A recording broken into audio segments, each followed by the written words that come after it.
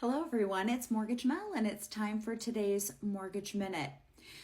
Today I wanted to go deeper into points, and the reason I want to do that is because there's a lot of confusion, and I do think people are maybe getting taken advantage of because they don't understand what these are all about and whether they make sense for your loan or not.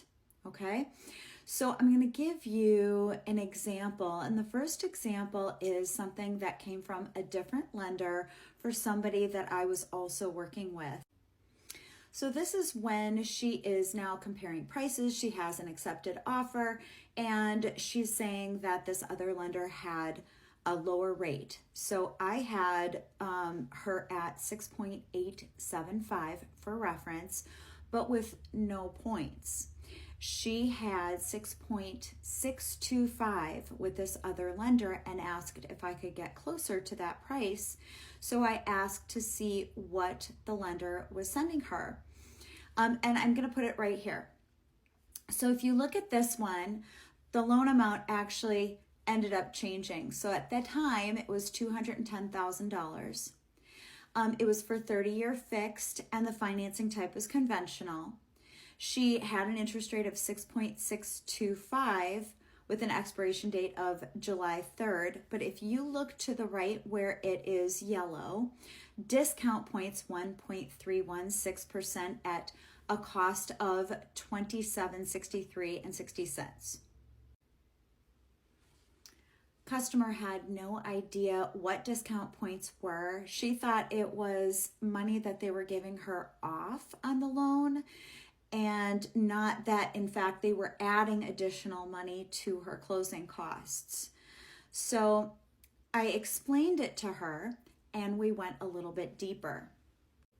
So the next slide I'm going to show you is where we had changed already the information for how much the loan amount was going to be. So now we have a little bit higher loan amount, but hang in there. We're still going to compare the two, okay?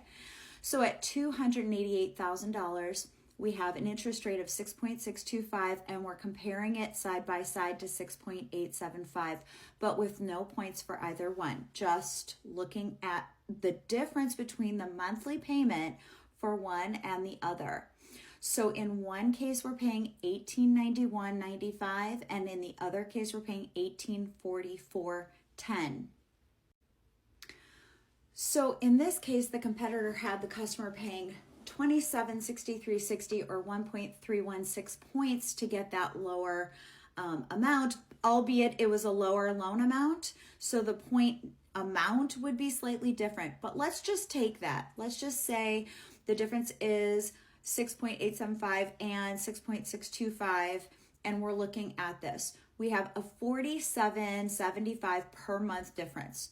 That's it for the monthly payment. So let's just take that amount of points that they had, 27.6360 divided by 47.75 equals 57.88, or about 58 months to begin to see the savings. Because first, you have to pay yourself back the initial outlay, and it will take that many months for you to actually start to see any savings from this.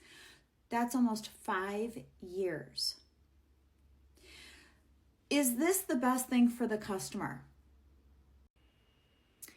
So granted, we changed the loan amount to a higher loan amount. So now 1.1% of the loan amount would be $28.80 instead of the lower point total. But remember, I was still using the lower point total to show you. It would take even longer at the higher point total to recoup any of that investment.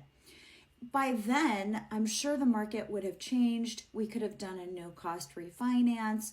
So in this case, I don't think it makes sense for this person to have any points at all.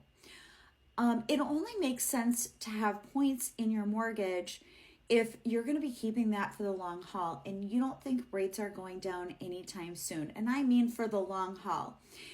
We should always be doing this math for our customers. If your loan officer is not doing this for you and making this make sense for you, you need to find a new loan officer. I hope this really helps you guys understand this a little bit deeper. Have a wonderful day. Contact me if you want with questions in the comments. Give me a like and a follow, and have a great day.